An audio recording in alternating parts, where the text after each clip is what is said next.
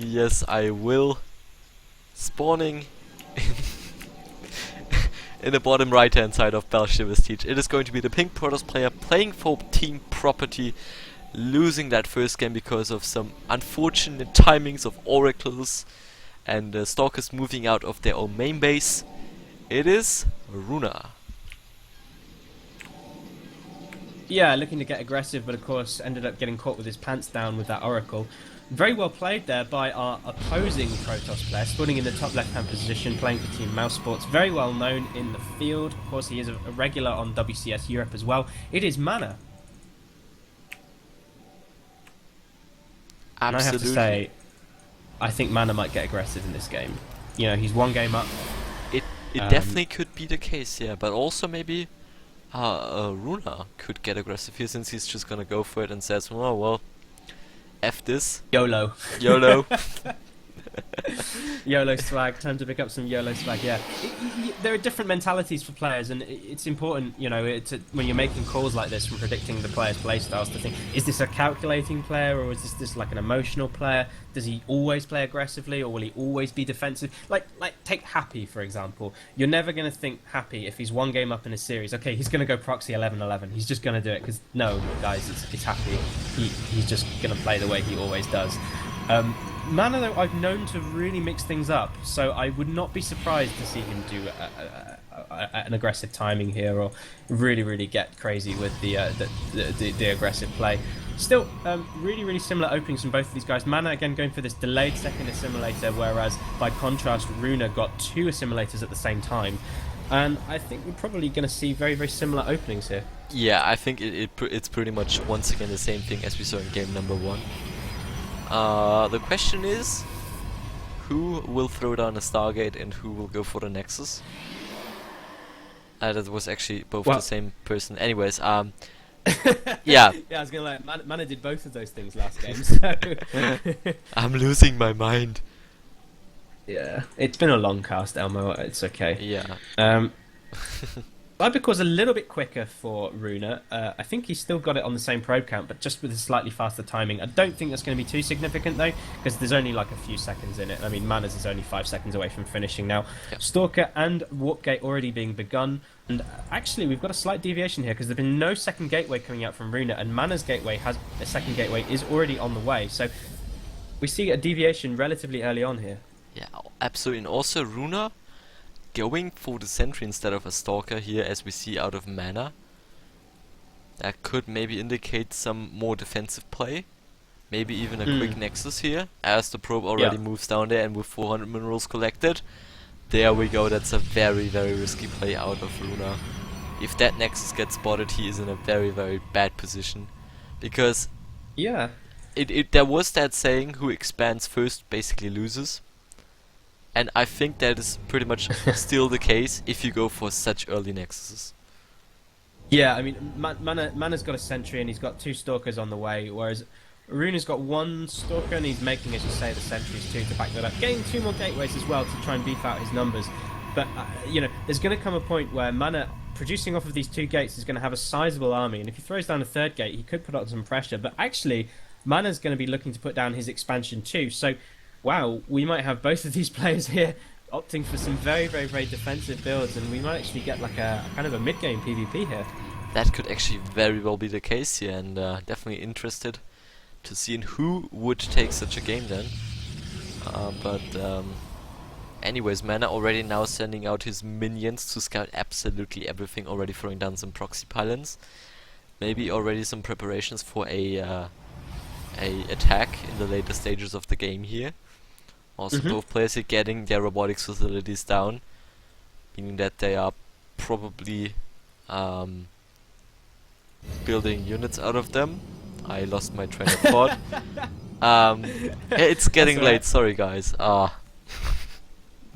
RunA, I will say this, RunA's tech was actually quite a little bit faster than MaNa's. His robo's nearly finishing, MaNa's is about halfway done, and his 3 gates were up and ready a lot faster too. So it's to no surprise that we already see a significant supply advantage for RunA.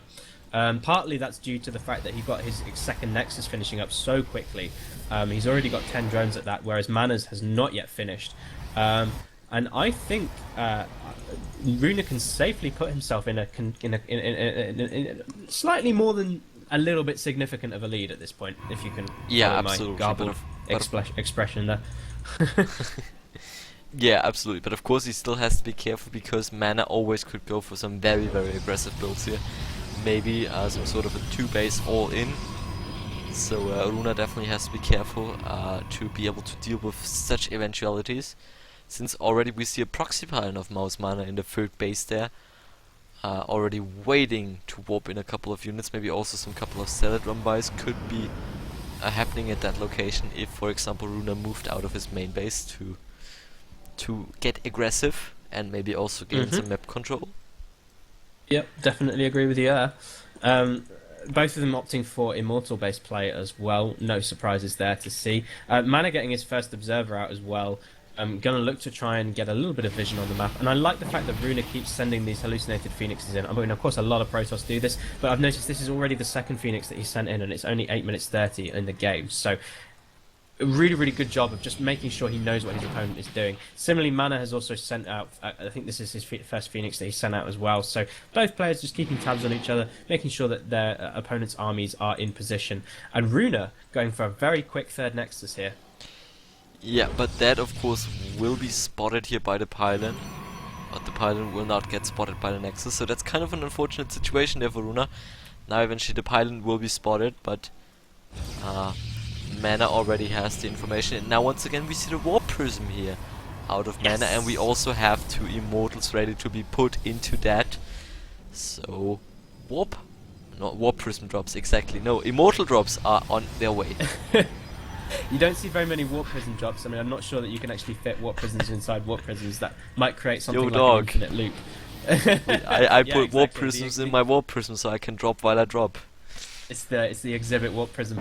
I'm really excited to see this, man. I think he could get quite a bit of damage done. The pylon that did spot the third Nexus does get spotted by RunA, and RunA is still quite a bit up in supply. Yeah, about 10 supply up.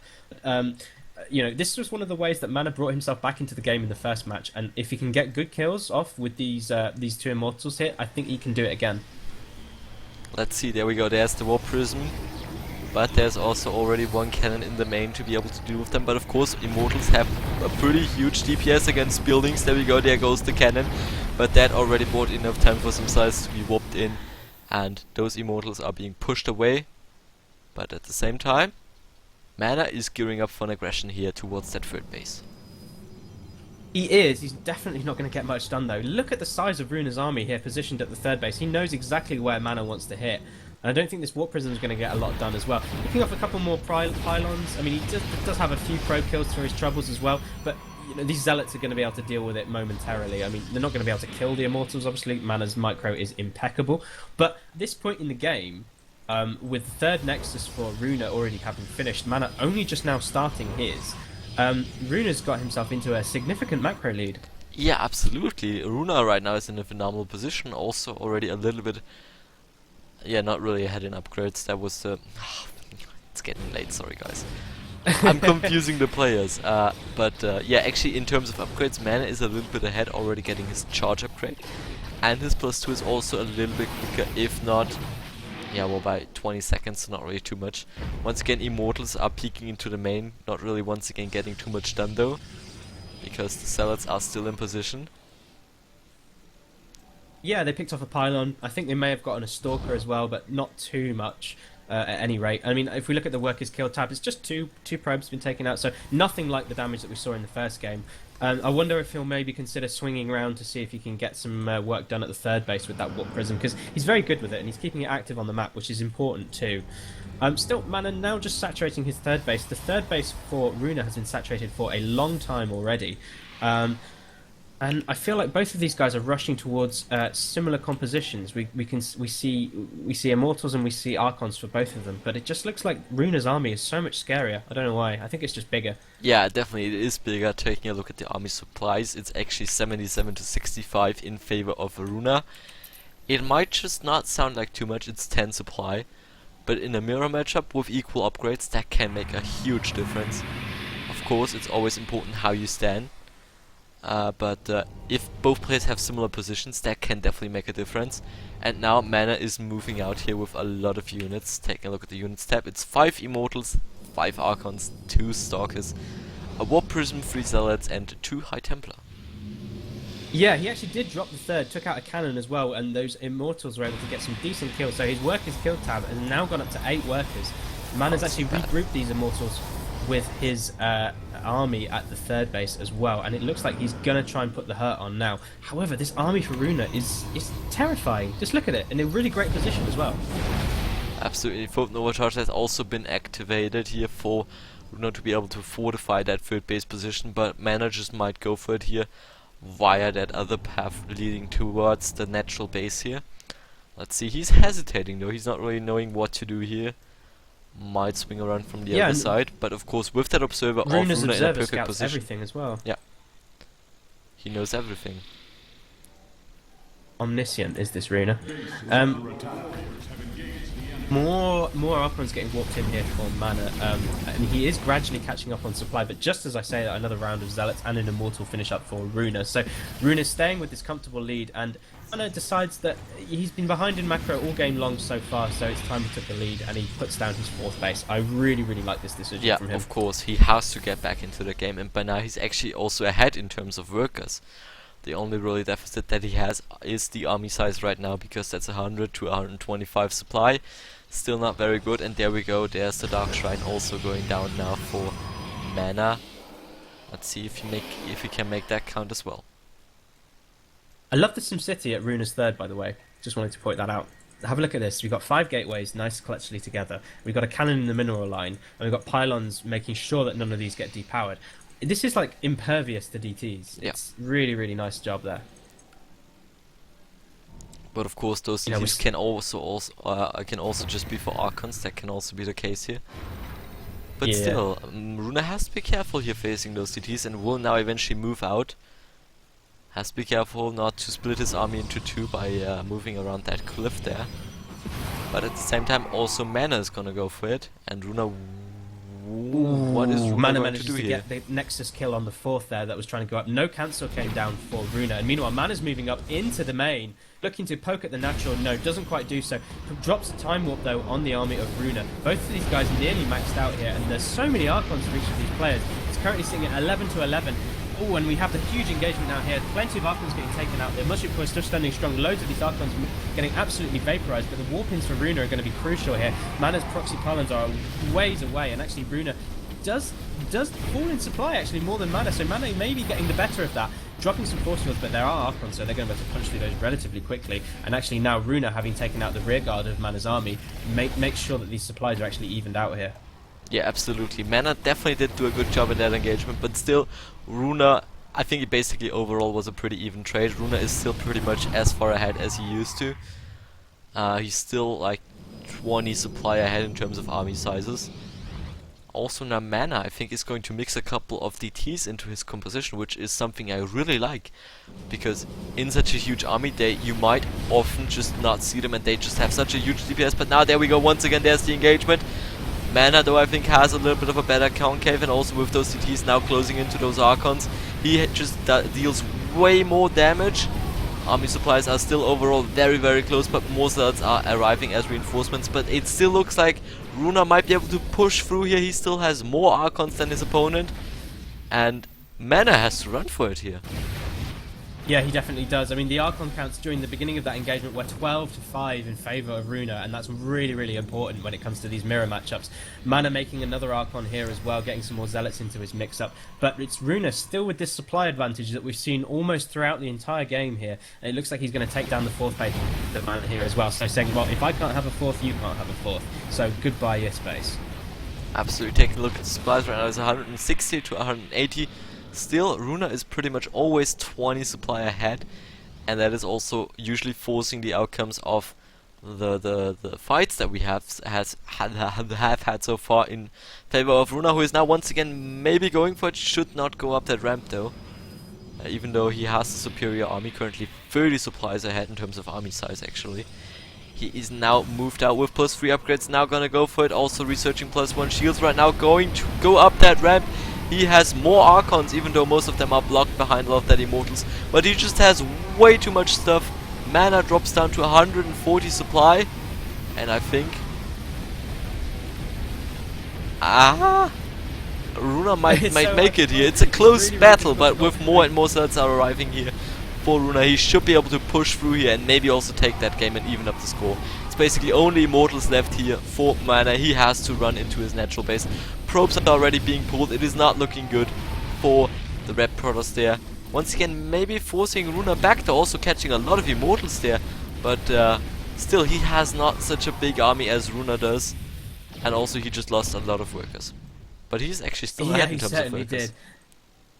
Yeah, he certainly he made a lot more as well, and I feel like he did a bit of harassment in the mid game too. But yeah, that engagement was so close. It really looked as if RunA was going to be able to punch through, but MaNa with that clutch pro pull, just about being able to hold on. And of course, getting a few more Archons into his composition too. He's working on the fourth base of RunA as well. That's going to be able to cancel that, I'm sure. And he did actually send some run-bys into the third of RunA as well, and took out the photon cannon that was in position there. So if he's able to get a DT in there as well, he could get plenty of pro kills if he wanted to. Absolutely. Fourth eventually, or third, I think, was cancelled. If I'm not completely sure. Now, once again, RunA is going to go for the other fourth. Cancelled there as well. So both players are pretty much still very, very even overall. RunA is now leading by 10 supply in terms of army size. But I think it's still a very, very even game. But now RunA, with that +1 shield upgrade, I think is in a phenomenal position. Yeah, RunA's looking at a decent supply advantage. He's looking at a decent army and army composition with that extra Archon count, and obviously got the +1 shields. If you're using Archons, you should probably get a shield upgrade. It's really, really important for them. They are like 80% to 90% shields after all. In fact, it's more than that, isn't it? Jesus. Never do maths while casting. This is something I've learned. It's a huge percentage. I'd almost say 95. I'm not quite sure, but still, also now MaNa is going to throw down his shield upgrade, but of course, with that being horribly delayed, he is still catching up in supply though. Yeah, he is. But still, that upgrade is key right now for RunA. If he has that upgrade advantage, he will most likely win all the upcoming engagements, and that +1 shields is still almost 100 seconds away from completion.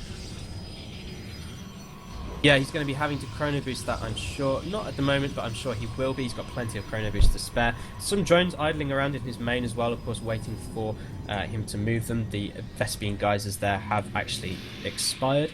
RunA's positioning his army nicely around the fourth base here defensively, looking to make sure this gets secured so he can actually start mining, because really each of these players have done a great job of denying each other's fourths. So I like the fact that RunA's taking the opportunity just to be defensive. MaNa's interestingly gone for the fourth base on the left-hand side of the map, which has been spotted, I'm going to say, by RunA. Yeah, no, not yet, although he was aware that his opponent's army was posturing around that area, so he could possibly assume that that's gone up. MaNa's actually almost exactly even on supply here, and he did momentarily peek ahead, and now they're perfectly even. So this has gone from being RunA having had a 10 to 20 supply advantage throughout to suddenly being a very, very even game. Absolutely, both players are now also going to get their upgrades there. +1 shields and +1 armor for MaNa currently being researched, whereas RunA is currently working on his +2 shields. And also trying to get up a 5th Nexus here, but already a third of MaNa's spots dead. And with that warp prism basically being around that area, there should also be some warp-ins any moment here. Also, of course, now MaNa will throw down his own 5th Nexus, but of course also RunA sees that with that observer there. Might also try to take that one out.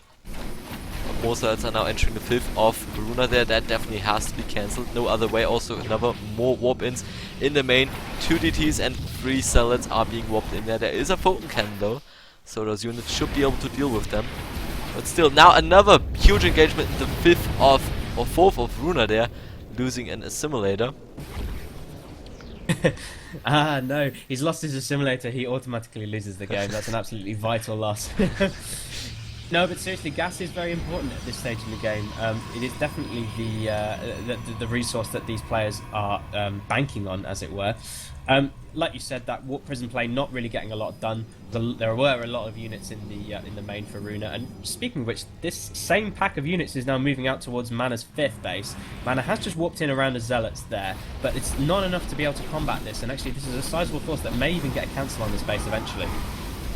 Eventually they will get the kill, but there's a DT, but with of course that observer still hovering majestically above that Huge nexus. engagement in mid though, I'm sorry to interrupt you there, here we go. Oh, Plenty of Archons working on their way through. Loads of damage being done here. Lots of the Archons for RunA still firing though, they were in the back, so they're joining into the fray late. But warp-ins from MaNa and from RunA, DT's joining the battle as well.